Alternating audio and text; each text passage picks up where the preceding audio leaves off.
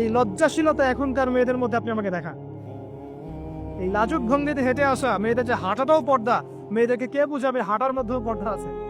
কে বুঝাবে যে গলার ভয়েসে পর্দা আছে, চোখের চাহনিতে পর্দা আছে? একটা মেয়ে সবকিছু ঢেকেছে, মনে করেন চোখটা ঢাকে নাই, এই চোখ দুটো দেখেই একটা ছেলে তার প্রেমে পড়তে পারে। একটা ছেলে হিসেবে বলছি, এটা সম্ভব। একটা হাতের কবজি দেখে আপনি একটা মেয়ের প্রেমে পড়তে পারেন, ভালো লাগতে পারে, সম্ভব। মেয়েদেরকে আল্লাহ পাক এত সুন্দর করে সৃষ্টি করেছে। আল্লাহ পাকের সবচেয়ে শ্রেষ্ঠ সৃষ্টি হচ্ছে মেয়েরা। মানুষ তো অবশ্যই, তারপরে মেয়ে মানুষ। এই নারী আপনার হয় জান্নাতের মাধ্যম হবে, অথবা আপনার জীবনের সবচেয়ে বড় ফিতনা হবে। কারণ নবী সাল্লাল্লাহু আলাইহি ওয়াসাল্লাম বলেছেন, আমি পুরুষদের জন্য মহিলাদের চেয়ে বড় কোনো ফিতনা রেখে যাচ্ছি না। প্রচন্ড বড় ফিতনা হতে পারে, সাবধান।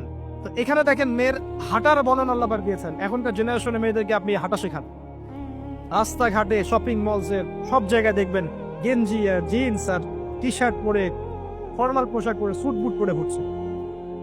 মাঝে মাঝে পোশাকের এখানে ওখানে ফাড়া ছেঁড়া, এটাই নাকি স্টাইল।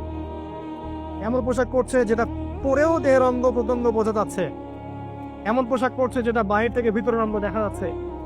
অমুসলিমদের পোশাক পরছে, ছেলেদের পোশাক পরছে, এগুলো সবই আখিরুজ্জামানের সাইন।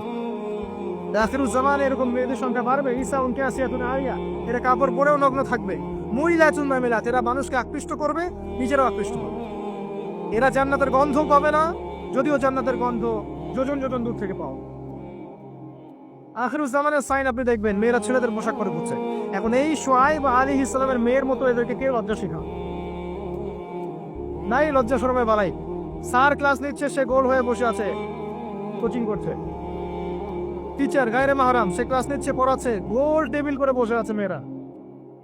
দেখবেন কারো গায়ে হিজাব নাই, সালোয়ার কামিজ পরে ক্লাস করছে, কিন্তু দেহের অঙ্গ প্রত্যঙ্গ বোঝা যাচ্ছে। এমন কোনো সময় দেখবেন টিচারও সুযোগ নিচ্ছে, গায়ে হাত দিচ্ছে, বলছে ও তো আমার মেয়ের মতো। হ্যাঁ, আমরা তো ইউনিভার্সিটিতে পড়েছি। এরপরে খেয়াল করে দেখবেন টিচারের সাথে ছাত্রীর প্রেম হয়ে গেছে। কত মেয়ে যে রেপের শিকার হচ্ছে, মুখ ফুটে বলে না। যে কটা খবর আসে পেপার পত্রিকা, এগুলো খুব নগণ্য খবর।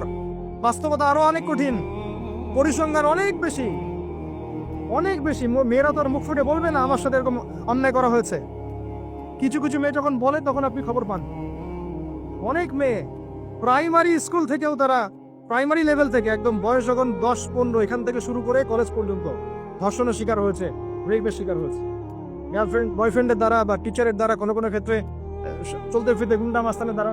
তা হচ্ছে ফ্রি মিক্সিং গ্রাউন্ডে ছেলে আর মেয়েকে আপনি একসাথে জড়িয়ে দিয়েছেন, এগুলো চলবেই। এখন অনেক সময় এমনও হয়েছে, মেয়ে পড়াচ্ছেন, চারপাশে গোল হয়ে বসে আছে ছেলেরা।